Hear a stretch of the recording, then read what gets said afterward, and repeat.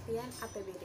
Anggaran pendapatan dan belanja atau APBD diartikan sebagai suatu daftar sistematis tentang pendapatan dan pengeluaran pemerintah daerah. APBD ditetapkan oleh Dewan Perwakilan Rakyat yang dipilih melalui peraturan daerah. B. Fungsi APBD. APBD mempunyai 3 fungsi, yaitu fungsi alokasi yang lebih tepat dilakukan oleh pemerintah daerah, fungsi distribusi, dan fungsi stabilisasi yang lebih tepat dilakukan oleh pemerintah pusat. C. Tujuan APBD, yaitu sebagai pedoman penerimaan dan pengeluaran keuangan bagi pemerintah daerah dalam melaksanakan pembangunan daerah. Assalamualaikum warahmatullahi wabarakatuh. Nama saya Rafa Akiliasa dari kelas 11 IPS 3. Sumber-sumber penerimaan APBD menurut Peraturan Menteri Dalam Negeri Nomor 21 Tahun 2011 tentang perubahan atas Peraturan Menteri Dalam Negeri Nomor 13 Tahun 2006 meliputi sebagai berikut.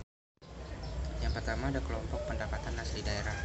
Kelompok pendapatan asli daerah meliputi pajak daerah, retribusi daerah, hasil pengelolaan kekayaan daerah yang dipisahkan, dan pendapatan asli daerah yang sah. Yang kedua ada jenis pajak daerah dan retribusi daerah. Jika dirinci menurut objek pendapatannya adalah sesuai dengan Undang-Undang tentang Pajak Daerah dan Retribusi Daerah. Yang ketiga ada jenis hasil pengelolaan kekayaan daerah yang dipisahkan.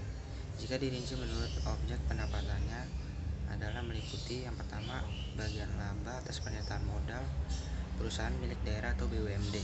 Yang kedua ada penyerta bagian laba atas pernyataan modal perusahaan milik negara atau BUMN. Yang ketiga ada bagian laba atas penyertaan modal perusahaan milik swasta. Yang keempat ada jenis pendapatan asli daerah yang sah. Jika dirinci menurut objek pendapatannya adalah meliputi yang pertama ada hasil penjualan kekayaan daerah yang tidak dipisahkan secara tunai atau angsuran. Yang kedua ada jasa giro. Yang ketiga ada pendapatan bunga. Yang keempat ada penerimaan atas tuntutan ganti kerugian daerah. Nama saya Safira Wardana, kelas 11 IPS 3, absen 27. 4. Jenis-jenis belanja daerah. Pengeluaran pemerintah daerah menurut Peraturan Menteri Dalam Negeri Nomor 59 Tahun 2007 tentang pedoman pengelolaan keuangan daerah secara umum dibedakan menjadi 2, yaitu belanja menurut urusan wajib dan belanja menurut urusan pilihan. Yang pertama, klasifikasi belanja menurut urusan wajib. 1. Pendidikan, 2. Kesehatan, 3. Pekerjaan umum, 4. Perumahan rakyat, 5. Penataan ruang, 6. Perencanaan pembangunan, 7. Perhubungan, 8. Lingkungan hidup, 9. Pertanahan, 10. Kependudukan dan catatan sipil. Kedua, klasifikasi belanja menurut urusan pilihan. Yang 1. Kelautan dan perikanan, 2. Kehutanan, 3. Industri, 4. Pariwisata, 5. Pertanian, 6. Energi dan sumber daya mineral, 7. Transmigrasi, dan 8. Perdagangan. Assalamualaikum warahmatullahi wabarakatuh. Nama saya Safar Rizky Rakyat Petra dari kelas 11 IPS 3. Saya ingin menjelaskan mengenai mekanisme penyusunan APBD. Dalam menyusun sebuah APBD, terdapat 3 tahap yang harus dilakukan agar dapat terciptanya sebuah APBD. Tahap yang pertama adalah pemerintah daerah harus menyusun RAPBD. RAPBD adalah rancangan anggaran pendapatan dan belanja daerah. Jadi, dalam menyusun sebuah rancangan RAPBD, mereka menyusun rancangan tersebut berdasarkan pendapatan dan belanja mereka selama 1 tahun. Hal itu menjadi acuan mereka dalam menyusun RAPBD. Langkah kedua adalah setelah disusun, mereka akan menyerahkan rancangan anggaran dan pendapatan belanja mereka kepada DPRD untuk dibahas bersama, dan jika dapat disetujui maka akan disahkan menjadi sebuah APBD. Lalu tahap ketiga, DPRD akan memberikan keputusan mengenai pembahasan yang telah dilakukan antara DPRD dan pemerintah daerah mengenai RAPBD yang telah dibuat.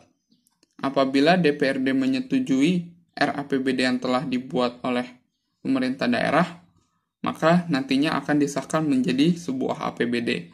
Namun, jika tidak terdapat titik terang atau kesepakatan antara DPRD dan pemerintah daerah, maka belum bisa disahkan menjadi sebuah APBD.